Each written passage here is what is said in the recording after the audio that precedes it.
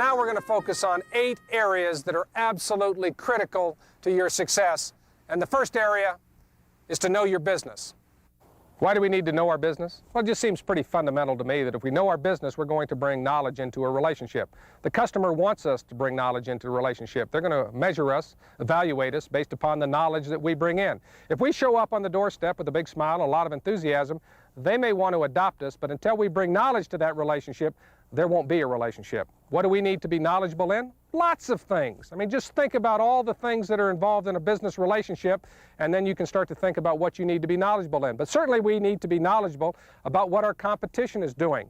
We need to know their strengths. We need to know their weaknesses. See, the one thing we haven't discussed yet is getting out of the non-event is a relative state of affairs. You're being evaluated on your competition. You're going to score points based upon in relationship to them. So you need to know what they're doing. You need to know their strengths and their weaknesses. You also need to know your customer's business, what they're doing, what direction are they going in that you can help them. You also need to know what's going on in your company, from the back room to the front room, everything that has to do with your ability to provide services and products. See, the one thing you never know when a sales opportunity is going to present itself. It may be at a dinner table, might be walking down the street. When you've got the Encyclopedia Britannica on your shoulders, you can immediately respond to it. If you don't have knowledge, you might have to go to the trunk of your car, call back to customer service, and by the time you get back with an answer, that opportunity has vanished. You certainly need knowledge in your own capabilities, your strengths and your weaknesses. Build on your strengths, work on your weaknesses. Knowledge is a wonderful thing, and you need to bring it into the relationship. Now, how knowledgeable are you in areas that you can decelerate a relationship?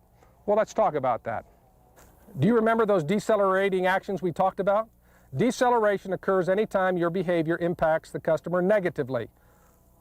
Decelerators: not returning your customer's phone calls promptly, keeping your customer waiting, dropping by without an appointment, not responding immediately to a customer's request, giving your customer inaccurate information, being inconsistent, complaining to a customer when things don't go your way, arguing with your customer, asking for an order before you've performed, not thanking your customer on a regular basis for business they are giving you, showing a lack of self-discipline in your customer's presence, not communicating regularly with your customer about everything that impacts the relationship, telling your customer how to run their business, taking your customer for granted. Okay, we're going to know our business, we're going to bring knowledge into the relationship, and when we do, we're going to score lots of points.